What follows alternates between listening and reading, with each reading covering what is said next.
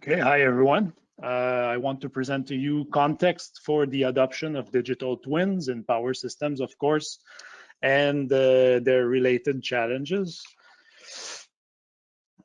So we could say that simulation technologies have evolved as computing technologies did. And there has always been a need for simulation tools to evolve with power system technologies. But on a simplified timeline, as the one I'm showing here, we see the evolution and purpose of, let's say, EMT simulation, HIL testing, and phasor simulation. EMT offline simulation has been used for fast transient analysis, and nowadays we see it being used more and more for system studies with complex control systems. There is digital real-time EMT simulation that has emerged in the past for HIL testing of complex control and protections, testing of FACS and HVDC control replicas.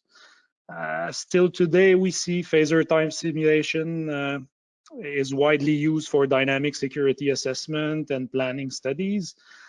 But there are experts that are starting to see limitations and are looking towards EMT simulation to overcome some of the issue.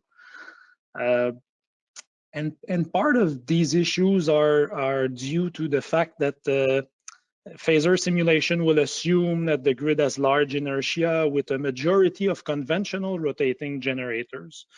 So, and it also assumes that the system is perfectly balanced if it is a positive sequence simulation tool. These assumptions may no longer apply with higher penetration of inverter-based resources or IBRs to assess power system stability. So there definitely are opportunities to adopt new ways of analyzing grid security now, and digital twins may be a solution. In modern power systems, we see more interactions between faster or local control and protection systems and coordination with wide area control and protections through complex communication systems. We also see more IBRs within centralized power plants at the transmission level, but also distributed throughout the distribution system. And all of these sources will decrease total inertia as a result, and reaction times of the connected sources will also reduce. So as they require faster control and protection functions that will interact with the rest of the system, it can seriously affect stability. So, So here is a definition of a digital twin that could help analyze the complex modern power system. A digital twin is a virtual representation of the system to better understand and predict its behavior. So what could be some ideal attributes of or features of a power system digital twin? Here we suggest three main categories, which are real-time adaptability, observability, and predictability. Real-time adaptability implies that the digital twin is synchronized and connected to the grid. It should be able to adapt based on current operating conditions in real time or near real time. It should or could adjust its internal models based on parameter estimation methods.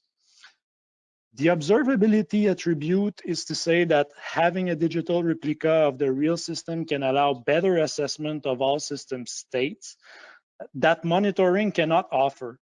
The observed variables on the digital twins can be analyzed with greater details, with higher sampling rates, with less of the traffic and latency limitations of the monitoring and communication infrastructure.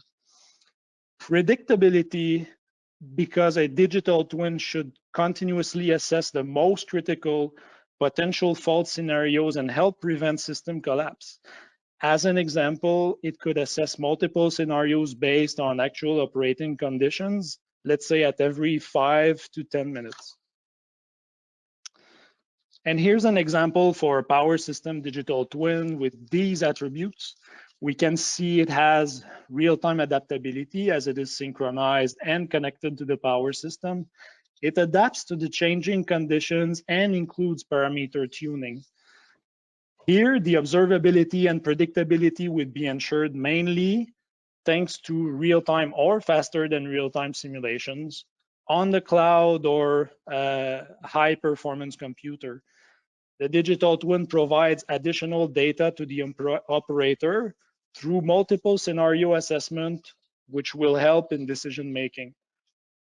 This may seem difficult to realize, especially for a digital twin that would use detailed EMT models, but the reality is that processing and simulation technologies are now available to deploy this concept. But model fidelity is still a very important challenge. Some utilities have limited amount of data from the OEMs. The current practice is to use generic models in phasor domain, and reliability councils such as NERC are enforcing rules that require model validation through on-site testing. These rules may have significantly improved dynamic assessment with conventional generator models, but the proposed generic models in phasor mode may not necessarily represent power electronics control and protections properly when it comes to IBRs. In certain cases, manufacturers are requested by utilities to provide black box models using the real code of their controllers, but these models are currently not interoperable from a simulation tool to another. So there may be a need to propose new rules regarding OEM models and even adopt new standards for accepted and interoperable models that could be used for grid security assessment. Moreover, these models may come in various versions with different sets of parameters. There is actually no guarantee that the settings of the model are exactly the same as those of the power plant at all times. There can also be different departments of the same utility working on system studies, and they need to use the same models in their adequate context. So the use of a centralized model databases within utilities should be considered. Another important challenge I mentioned earlier is the questionability of current simulation techniques used for security assessment. Phasor simulation alone has major limitations when it comes to simulating systems with high penetration of IBRs, and EMT is gaining much attention. So it is important to consider a change towards EMT simulation or a combination of phasor and EMT simulations. Using real-time simulation technology, which allows both simulation domains, seems like a promising solution. There are also challenges related to the test coverage and contingency analysis, which I listed here, but I will discuss that using the following illustrations.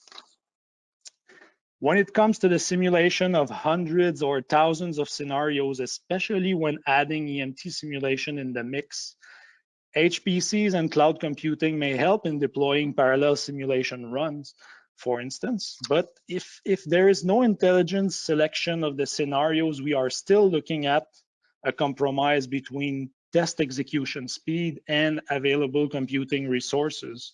So there clearly is a major opportunity here to start looking at artificial intelligence to optimize the simulation runs and identify the most critical cases. And that's it for me. I'll be quite happy to hear your comments, opinions, and questions at the end of the webinar.